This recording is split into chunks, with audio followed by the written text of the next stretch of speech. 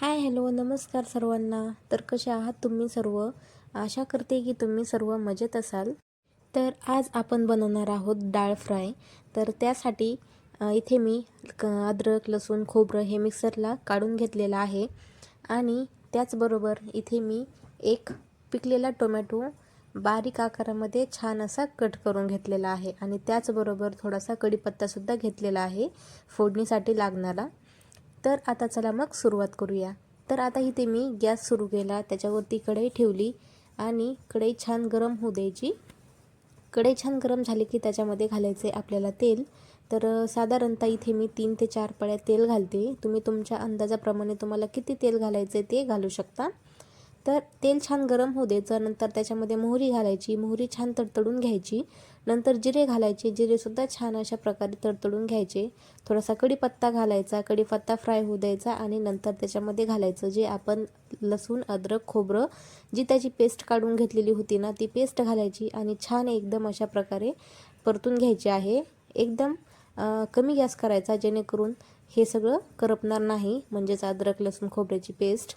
नंतर त्याच्यामध्ये घालायची आपल्याला कलरसाठी हळद. तर मी इथे अर्धा चमचा हळद पावडर घातलेली आहे आणि आता नंतर घालायचे आपल्याला टोमॅटो. तर मी इथे एक टोमॅटो बारीक आकारामध्ये कट करून घेतलेला आहे. तर डाळ फ्रायसाठी काय करायचं, टोमॅटो हा आपल्याला लाल बुंद आणि एकदम पिकलेला पाहिजे जेणेकरून खूप छान लागते डाळ. तर टोमॅटो हा छान असा मिक्स करून घ्यायचा आणि नंतर त्याच्यामध्ये घालायचे आपल्याला नमक. नमक घातल्याने काय होतं, टोमॅटो आहे ना तो खूप लवकर मऊ होतो, सॉफ्ट होतो आणि एकदम छान अशा प्रकारे परतला जातो. तर मी इथे टोमॅटो हा छान असा मिक्स करून घेतलेला आहे. तर आता हा टोमॅटो आपल्याला मऊ करून घ्यायचा आहे. तुम्ही पाहू शकता एकदम छान अशा प्रकारे हा आपला टोमॅटो मऊ झालेला आहे. मी इथे जी आपली पळी असते ना, पळीच्या समोरच्या ह्याने मी इथे एकदम मऊ करून घेतलेला आहे. तुम्ही पाहू शकता एकदम मॅश करून घेतलेला आहे.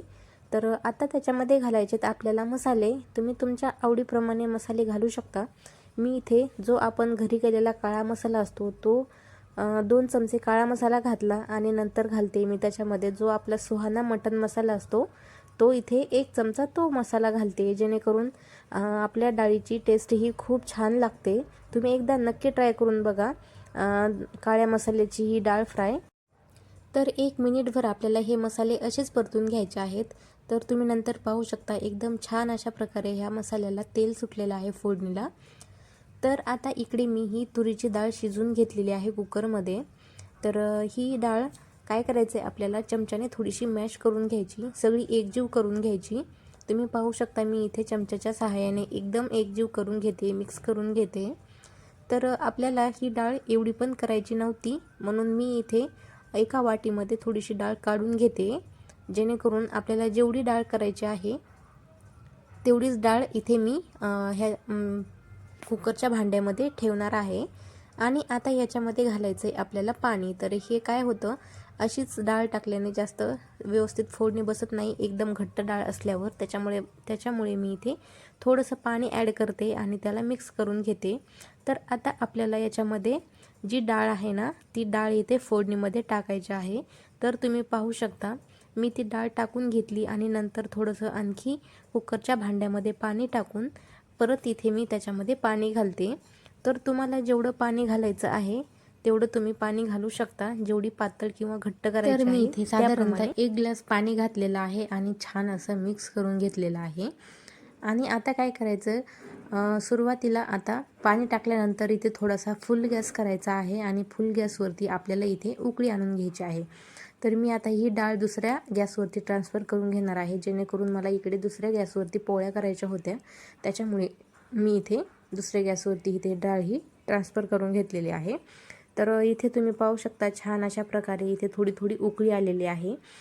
फुल गॅसवरती छान अशी एक उकळी येऊ द्यायची आणि नंतर काय करायचं, थोडासा कमी गॅस करायचा, म्हणजे एकदम लो गॅस करायचा आणि लो गॅसवरती आपली ही डाळ शिजून घ्यायची आहे. तर तुम्ही पाहू शकता एकदम छान अशा प्रकारे ही डाळीला आपल्या तर्रीसुद्धा आलेली आहे आणि छान अशा प्रकारे आपली डाळ ही शिजलेली आहे. तुम्ही पाहू शकता एकदम छान अशी डाळ आपली रेडी झालेली आहे. तर ही डाळ तुम्ही चपातीसोबत किंवा भातासोबत खाऊ शकता. एकदम टेस्टी झालेली आहे, दिसायला सुद्धा तेवढीच छान आणि खायला सुद्धा तेवढीच टेस्टी झालेली आहे. तर आजच्या डाळ फ्रायचा व्हिडिओ तुम्हाला कसा वाटला नक्कीच कमेंट करून सांगा आणि जे कोणी आपल्या चॅनलवर नवीन असतील ते सबस्क्राईबसुद्धा करा. भेटूया पुढच्या व्हिडिओमध्ये. बाय.